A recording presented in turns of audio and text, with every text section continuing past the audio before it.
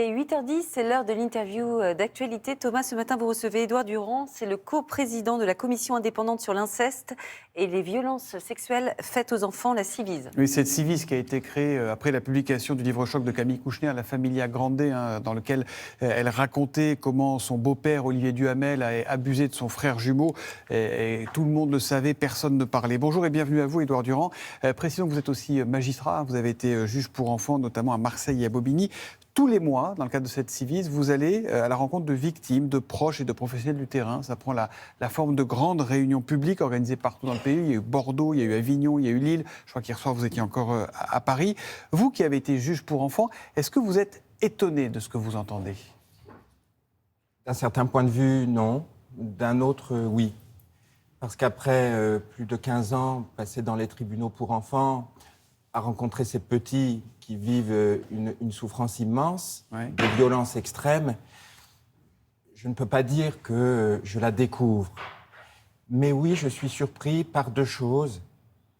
La première, c'est la très grande dignité de ces personnes qui viennent à ces réunions, qui nous parlent, qui nous font confiance, et l'immensité de leur souffrance qui dure une vie entière. C'est extrêmement intense. Oui. Ça dit, elles viennent, ces personnes, et ça, c'est un peu nouveau. Elles acceptent de venir parler. Vous recevez aussi, je crois que vous avez récolté plus de 10 000 témoignages depuis le début du travail de cette commission. Est-ce que vous avez le sentiment peut-être d'une prise de conscience, que les lignes commencent à bouger ? Oui, c'est très net. Ouais. On peut dire que la commission est justement ce point de rencontre entre la parole des victimes, des personnes qui ont 40, 50, 60, 70 ans, voire plus, et la société, qui tout d'un coup, en ce moment, sous nos yeux, se dit « nous sommes responsables de la protection de nos enfants ». Allez-y.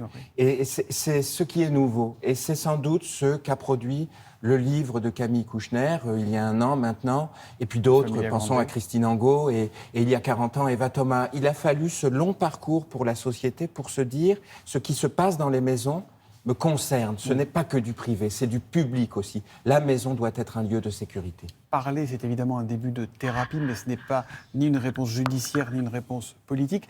Tout ce travail, tous ces témoignages que vous recueillez, ça va servir à quoi ? Ça va se traduire comment ? D'abord, cette parole est légitime par elle-même. C'est ce qui change aussi, c'est qu'elle ne doit pas être filtrée. Les personnes qui ont été victimes de violences sexuelles dans leur enfance, et notamment d'inceste, ont des choses à dire à la société. Cette parole, nous devons la prendre en compte, parce qu'on appelle ça la libération de la parole. En réalité, les enfants victimes de violences sexuelles ont montré les violences qu'elles et ils ont subies lorsqu'elles étaient petits. Le problème, c'est pas qui parle, c'est d'écouter. C'est qu'on les entende, Ouais. et c'est qu'on voit cette violence. C'est que la société se dise, ça existe, et nous devons changer.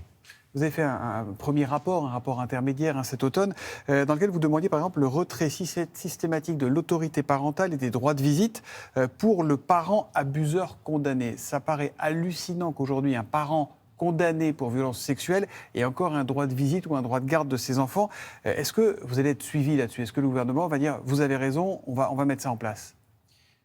Oui, nous le pensons, parce que comme vous venez de le dire, monsieur, à juste titre, ça va de soi. Et donc, il faut le changer dans la loi. C'est ce que j'appelle une législation plus impérative. Et on a tendance à intercaler entre l'enfant et la protection des principes qui viennent faire écran. Or, ces principes, la présomption d'innocence, par exemple, n'ont jamais été conçus pour générer un système d'impunité des agresseurs. Il n'y a pas de transgression plus grave de l'autorité parentale que de violer sa fille ou son fils. Il faut donc l'écrire dans la loi. Il faut écrire dans la loi que lorsqu'un parent est déclaré coupable de viol incestueux, d'agression sexuelle incestueux, l'autorité parentale est retirée automatiquement. Ça sera fait avant la fin du quinquennat ? Vous avez des garanties là-dessus ? On vous a dit des choses ? Oui, vous avez vu que près d'un mois, moins d'un mois après la publication de notre premier avis, un décret du 23 novembre a repris la première de nos préconisations. Oui. Le changement dans la loi prend un peu de temps, c'est bien normal d'ailleurs, et dans le contexte électoral dans lequel nous sommes actuellement, le délai s'allonge un peu, mais nous savons que après les élections... Il s'allonge, mais je sais que ce n'est pas de votre fait, mais ce week-end, même s'il s'allonge, même s'il y a une campagne électorale, il y a des enfants qui ont été abusés par leur père et qui vont aller chez lui pour être gardés par lui. C'est ça le problème aujourd'hui. Oui, c'est très important. C'est pourquoi la première préconisation qui a été reprise permet déjà une protection en permettant qu'il n'y ait pas de poursuite pour non-représentation C'est ça. d'enfants. Puis il y a la deuxième des préconisations. Dès qu'il y a des poursuites pénales, dès qu'on saisit un juge d'instruction pour viol incestueux, dès qu'on saisit un tribunal correctionnel pour agression sexuelle incestueuse, alors nous disons il faut écrire dans la loi suspension automatique du droit de visite et d'hébergement ou de l'autorité parentale. Sait-on dire combien d'enfants en France sont victimes de crimes sexuels, de violences sexuelles? Nous savons que ce sont des faits qui font l'objet d'une sous-révélation massive et même d'une double sous-révélation, en ce sens qu'il y a moins de plaintes, beaucoup moins de plaintes et de révélations que de faits commis, et deuxièmement que les personnes qui sont victimes de violences sexuelles disent moins que l'horreur du réel effectivement éprouvé. Comme Par si contre, ces personnes protégées, c'est à qui elles parlent?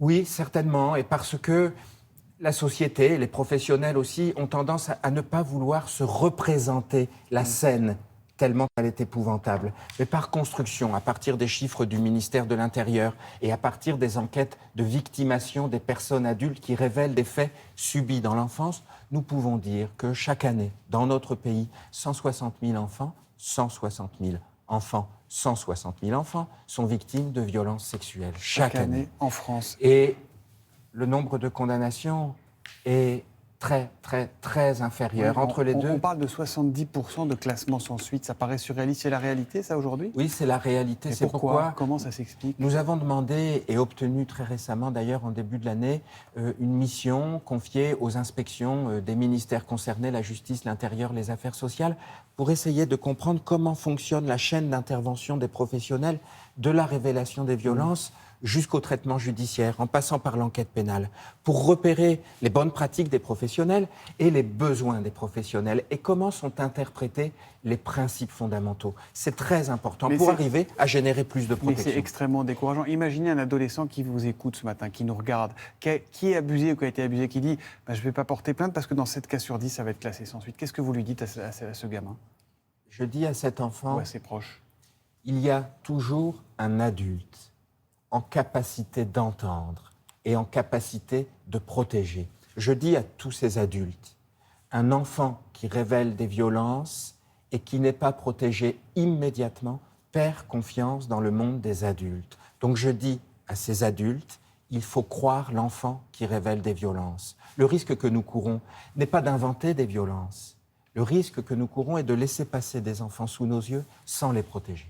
160 000 enfants qui, chaque année, sont victimes de violences sexuelles en France. Merci beaucoup, Édouard Durand, d'être venu nous parler de ce sujet essentiel. La Civise, il y a un site internet où il y a toutes les coordonnées. Il y a un numéro de téléphone 0805 802 804, appel anonyme et gratuit, évidemment. Tout ça, on met sur les réseaux sociaux de Télématin. Il faut parler, c'est le message essentiel. Merci à vous et à tous ceux qui se battent pour ce combat ô combien essentiel. Merci. Merci, monsieur. Merci à vous, messieurs.